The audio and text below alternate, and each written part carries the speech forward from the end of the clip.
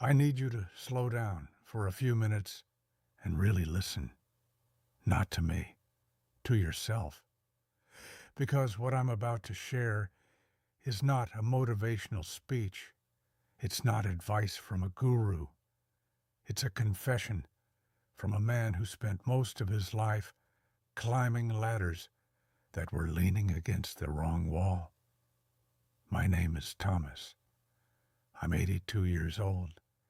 And if I could sit across from my 25-year-old self right now, I wouldn't give him investment tips or career strategies.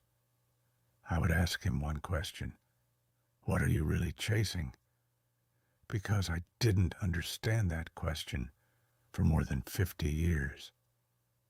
The beginning of the chase. I grew up in a small industrial town. My father worked in a steel plant. My mother sewed clothes for neighbors to make extra money. We weren't starving, but we were always calculating. Every purchase was discussed. Every bill mattered. What hurt more than the lack of money was the lack of respect. I remember standing beside my father at a hardware store. The clerk spoke past him, not to him, dismissive, impatient, as if he were small. I saw my father's shoulders tense. He didn't say anything, but I felt it. That day something formed inside me. A silent vow. I will never be treated like that. I didn't say I wanted to be happy. I said I wanted to matter. So I tied my worth to achievement. Work became my identity.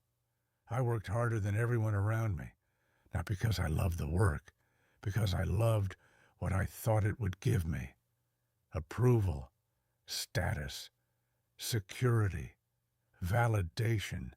By 30, I was managing a team. By 40, I was running a division.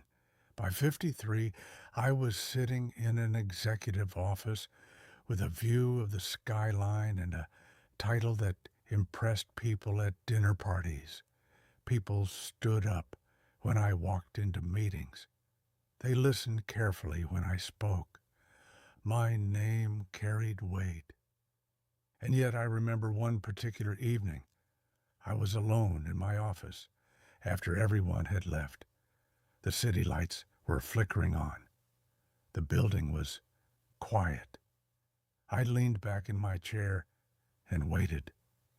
I thought I would feel something powerful. Triumph, pride, fulfillment.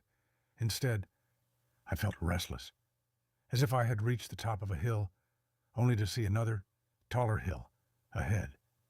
That was the first time I realized something terrifying. The finish line moves every time. I'll be happy when I lived most of my life in a conditional sentence. I'll be happy when I make 6 figures. I'll relax when the house is paid off. I'll enjoy life when I retire. I'll feel secure when I hit this number. But every time I reached a milestone, my mind adjusted. The 6 figures became 7. The house payment turned into retirement anxiety. Retirement turned into health concerns.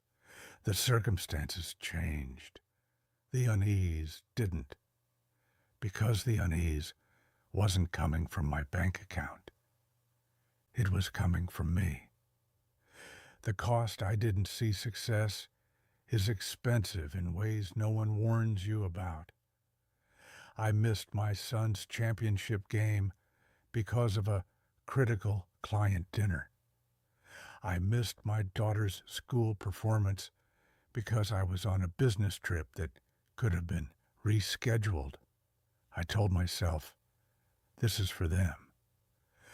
But children don't measure love in square footage or stock portfolios. They measure it in presence. One night, when I was 47, my wife said something that shook me. She said, "Yeah, you're here, but you're not with us." was confused. I was paying the bills. I was building security. But she wasn't asking for security. She was asking for connection. There is a massive difference between providing and being present. It took me years to understand that. The truth about respect.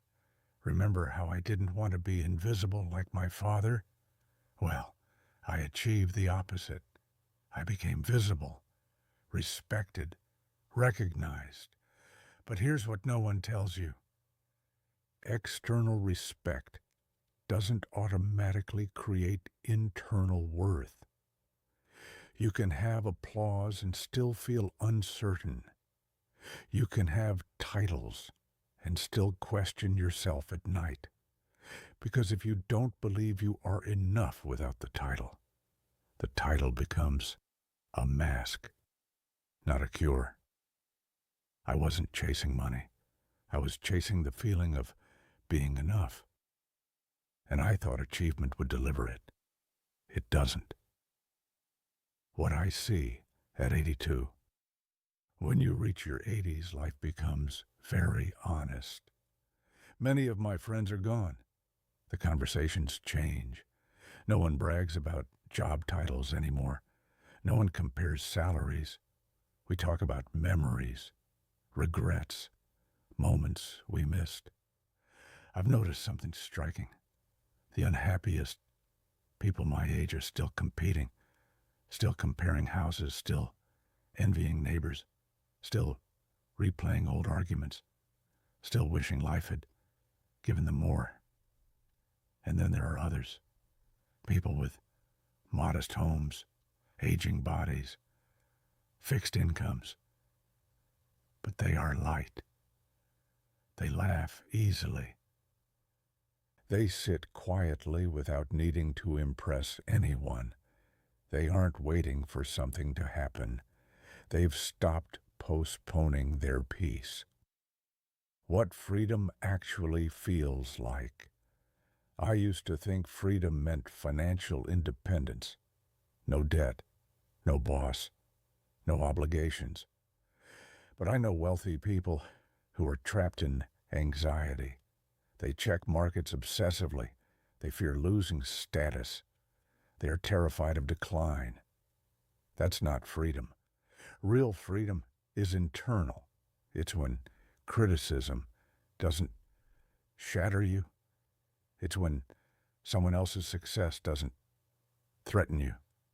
It's when you can look at your aging face in the mirror and say, "This is my life," and it's enough.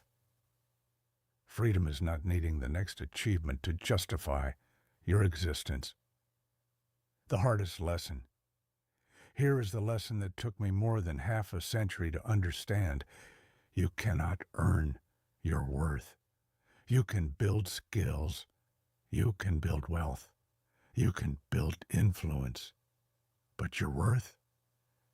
That's not a performance review. It's a decision. At 74 years old, after decades of chasing, I finally sat quietly one morning and asked myself, what if I stop trying to prove something? What if I am already enough? Nothing dramatic happened. The sky didn't open, but something softened inside me. For the first time, I wasn't striving. I was just being. The lie we're sold society sells you a very polished lie. You are incomplete. But don't worry. There's a product, promotion, or partner that will fix it. It's subtle, but it's everywhere. And if you're not careful, you spend your life trying to complete yourself with external pieces. I did that for 50 years. And do you know what I found? There is no final upgrade of yourself.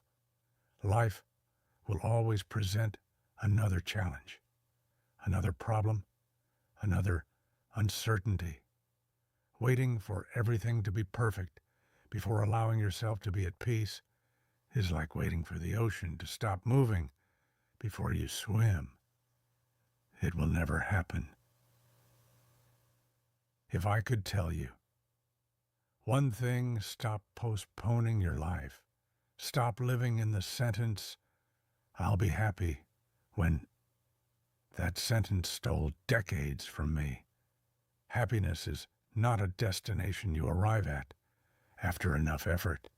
It's the quality you bring to this moment, right now. Not when you lose the weight, not when you get the raise, not when someone finally apologizes, not when the market improves.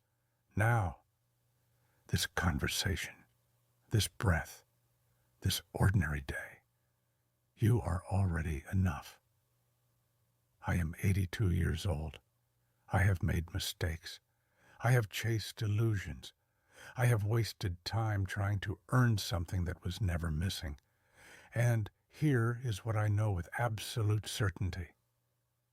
You do not need to become more impressive to be worthy. You do not need to outperform everyone around you to matter.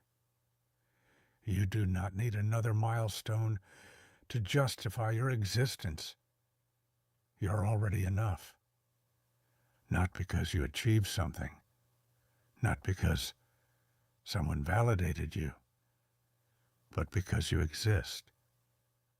If you can understand that at 25, 35, or 45, you will save yourself decades of unnecessary suffering.